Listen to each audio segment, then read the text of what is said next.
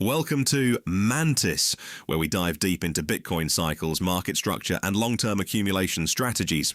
Quick note before we start, nothing on this channel is financial advice. I'm an analyst and a builder. Mantis is a cycle analysis tool for education purposes. What you do with your own money is your decision, not mine. 3 numbers. That's the whole video, really. 3 numbers. There are nearly 60 million millionaires on this planet. There will only ever be 21 million Bitcoin. And once you subtract the coins lost forever, dead wallets, forgotten keys, there are maybe 17 million actually out there. And right now, only around 1 million addresses on Earth hold one whole coin or more. 60 million millionaires, 17 million coins, 1 million whole coiners. That math does not fit. It will never fit. And everything we're going to talk about today, the debt, the sharks, the internet in 1996, and the road from 0.21 Bitcoin to 1 whole coin, comes back to the fact that the math does not fit. Let's start with the biggest number in the room. Government debt. The United States owes around $37 trillion. Most Western governments are in the same boat, scaled to size. And here's the thing about debt like that. It is never getting paid back. Not in the way you or I pay back a loan. Everyone in the system knows it. So what are the options? A government can default, just refuse to pay. That's a nuclear event. Nobody chooses it. Or it can do the thing governments have done since Rome. Dilute, print, inflate, and quietly pay yesterday's debts with tomorrow's cheaper money. Your savings don't get taken, they get thinned. That's not a conspiracy theory. It's the standard playbook, and it's the openly stated reason central banks target inflation every single year. A slow, permanent leak in the value of every pound and dollar you hold. Now put a fixed asset in front of that leak. 21 million coins. No committee can vote more into existence. No emergency can print more. When the denominator gets diluted forever, the price of the thing that can't be diluted drifts one way over time. That's why serious people can say $1 million a coin with a straight face. Not because of hype, but because of arithmetic. If the money keeps thinning, the number keeps rising. The coin doesn't change. The ruler does. But now, the part this channel exists for. Because here's where most Bitcoin content loses the plot. None of that tells you when. The debasement story has been true for Bitcoin's entire life, and Bitcoin has still crashed more than 50% 5 separate times along the way. Right now, the US deficit is running at roughly its 15-year average. There is no fiscal emergency this quarter. Anyone using the printing press to tell you the bottom is in this week is dressing a guess up as a thesis. The destination is arithmetic, the route is cycles. Keep those 2 things separate and you'll be ahead of 90% of this space. So, who else has done this arithmetic? That's the uncomfortable bit. Everyone with real money. The ETFs opened the doors in 2024 and pulled in tens of billions. Corporate treasuries followed. The largest of them now sits on roughly 4% of every coin that will ever exist. Governments talk about strategic reserves, and the US already holds over 300,000 seized Bitcoin that it is conspicuously not selling. These are the sharks. They are not on the sidelines. They are in the water. And here's what matters about sharks. Watch how they feed. Sharks don't chase. They don't buy green candles because a lad on the internet said it's going up.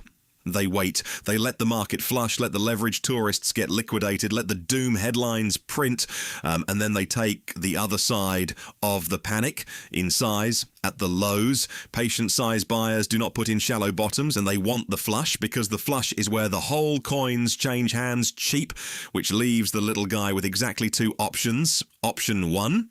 You buy when it feels good, when the timeline is euphoric, when your mate at work mentions it, when the influencers are doing victory laps. That is precisely buying what the sharks are selling. There's a word for that in the water, and it's chum. Option 2, you buy when the sharks buy, at the lows, in the windows, when it feels terrible, because it always feels terrible at the lows. That's what a low is. You don't need their size to do it. You need their patience and their calendar. You can't outmuscle the sharks. You can absolutely swim alongside them. Now for the objection I hear constantly. Surely I'm too late.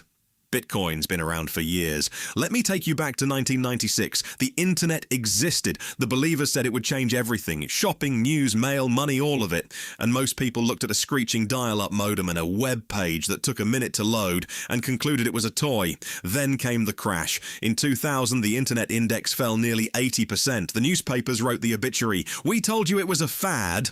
And then the internet ate the world anyway. The crash wasn't the end of the adoption curve. The crash was a breath in the adoption curve.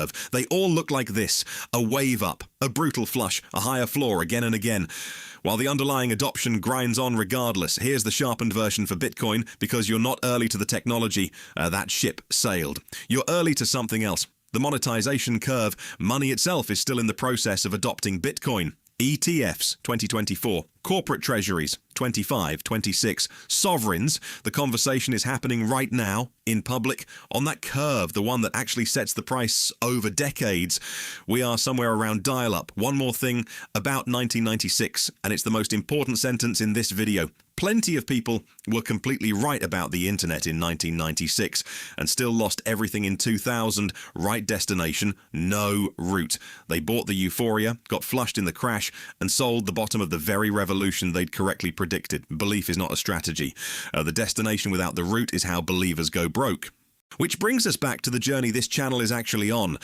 0.21 Bitcoin, a nod to the 21 million cap, building toward one whole coin. Why those numbers? Because 0.21 is reachable. For an ordinary person on an ordinary income, stacking with discipline, that's a real number. It's not a lottery ticket and it's not a rounding error. It's a war chest, and one whole coin is the finish line that the arithmetic from section 1 turns into a life-changing asset.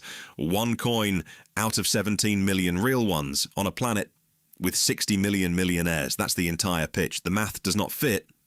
So get on the right side of the math while it still fits you. And the route between those two numbers is not buy and hope. It's cycles. Bitcoin moves in roughly 4-year tides with faster weekly cycles inside them, and those rhythms are measurable. That's the entire reason Mantis exists.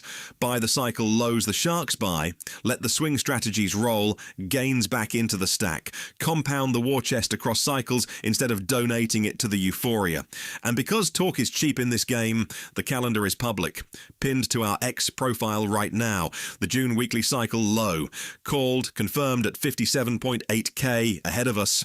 The 4-year cycle low, the best accumulation window of the entire cycle, with the window running from this month to March next year, and the optimal zone in late October.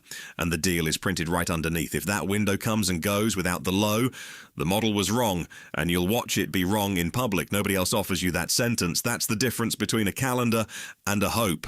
So here's the fork in the water, plainly. The debt keeps growing, and it will be inflated away. That's the destination, and it's arithmetic. The sharks have done the math, and they're accumulating on their schedule, not the timelines. The adoption curve is mid-breath, exactly where the internet was. When the smart money got positioned and the tourists got flushed, you can swim with them, patient, scheduled, buying the windows, building from 0.21 toward the whole coin. Or you can be the chum, buying the tops, selling the lows, funding someone else's journey. The next window is on the calendar. It's pinned. We'll be in the water. Not financial advice. Do your own research. Make your own decisions. But if you want the calendar, you know where it is. See you at the low.